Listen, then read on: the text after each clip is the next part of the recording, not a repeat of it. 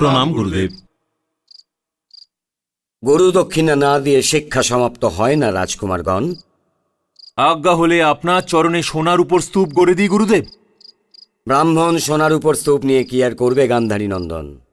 গুরু দক্ষিণা হিসাবে আমরা আমাদের প্রাণও দিতে পারি গুরুদেব। প্রাণ তো সেই চায় কুন্তী নন্দন, যার স্বয়ং প্রাণ থাকে না। তাহলে আপনি আজ্ঞা দিন গুরুদেব।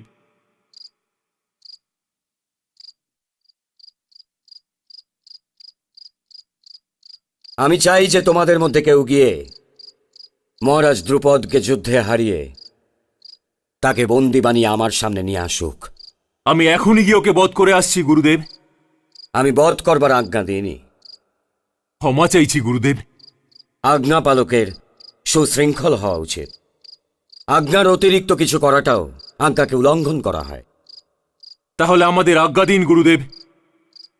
আমি এই সময়েই কিছু করতে চাই। যাও।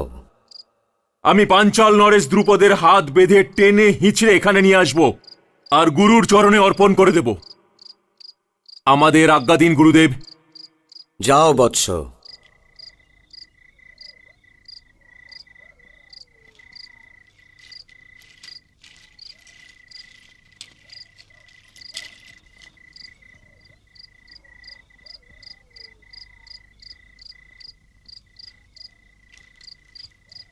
অর্জুন, হ্যাঁ, কি সমস্যা হয়েছে?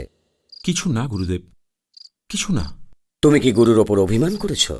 একজন ভক্তের ভগবানের ওপর আর শিষ্যের গুরুর ওপর অভিমান করার অধিকার নেই কি গুরুদেব? এই দুজনেরই তো অভিমান করার অধিকার আছে। যত বড় ভক্ত আর যত প্রিয় শিষ্য হবে, তার অভিমান করার ততটাই বেশি অধিকার হবে। কিন্তু অর্জুন, তোমার অভিমানের কারণ? আপনি আমাদের কেন আজ্ঞা দেননি গুরুদেব? তোমাদের সবার শিক্ষা সমাপ্ত হয়ে গিয়েছে, কিন্তু দুর্যোধনের শিক্ষার একটা অধ্যায় বাকি রয়ে গিয়েছে।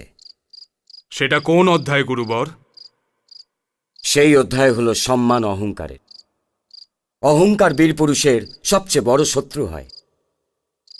কিন্তু এটা শিখতে গান্ধারী নন্দন দুর্যোধনের জানি না কতদিন লেগে যাবে, কত বছর লেগে যাবে।